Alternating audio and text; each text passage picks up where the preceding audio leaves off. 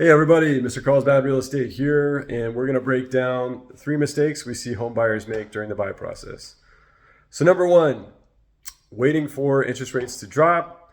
This is a mistake because when you wait for the interest rates to drop, and they're starting to, by the way, um, the amount of demand that comes, the amount of buyers that come when that happens, and the amount of homes that we have available, we're already at a shortage of homes here in Southern California. We're about 10 to 15 years underbuilt to meet the demand of housing here. So when the rates do drop, more buyers come into the market, right? And so that means you're going to have fewer homes to pick from.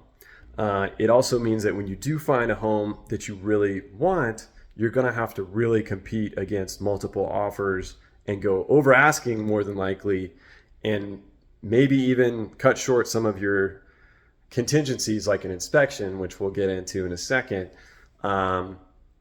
to get into that home. So you're going to have to spend more money and have more risk and get less back, right? Because you waited for rates. And something else to think about is just the time. So if you're in a position to be able to buy, I would say now or sooner than later, recommend you do that because, properties, especially here in Southern California, appreciate. I would say roughly around 5 to 6% on average every year. So, if you wait 2 to 3 years, they're going to be that much more expensive naturally. And if the rates come down, then I'll give you an example. In 2020, 2021, 2022, we were listing homes, we would see 20 to 30 offers on a house. I'm not kidding you. So I would often feel bad for buyers because they'd have to come so high, try so hard to get in their offer accepted, because the seller has all the leverage at that point. Right now, it's still, I would say, it depends on the area, but for the most part, I would say it's more of a buyer's market. You can get repairs, you can get concessions, you can get time.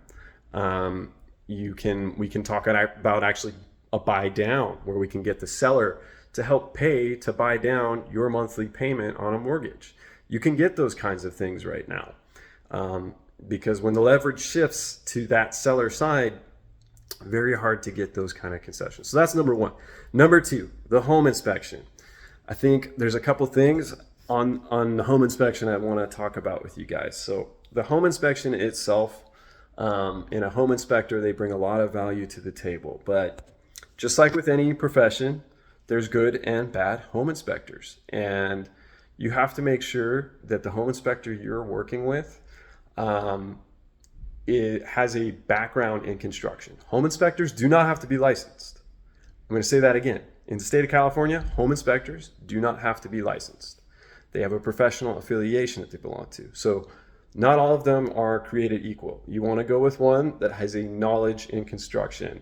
And the reason why I say that is because a home inspector that doesn't have that background, they will flag everything in their report, so much so that just to cover themselves. And I've seen people talk themselves out of buying, a home that maybe if we had done a little more research, there wasn't an issue. And I'll give you an example of that in a second. But just make sure you understand a home inspector's job is to point out the issues. They're sort of looking at the macro picture, and they know enough about everything to identify what looks abnormal or wrong, and the obvious stuff, of course. But they are not qualified experts in any one particular topic. So if a home inspector identifies a foundation issue, that means you need to talk to a foundation expert or a plumber or an electrician. It does not mean we rely on the home inspector's report necessarily. Okay, again, if they have a background in construction, that's a little different. That means they really do know their stuff. So that's why we recommend that. But also understand that the home inspection process, again, we're trying to make sure the house is not going to fall down. It's not a danger to anyone or you. And it's a negotiation process with the repairs. You may not get everything you want in the repairs. In fact, you should assume that you won't, but we are going to try to compromise to meet the seller halfway and have the seller meet you halfway to get enough of what you want and address the serious issues so that, you can get into the home and, as time goes on, deal with the issues at hand on your time.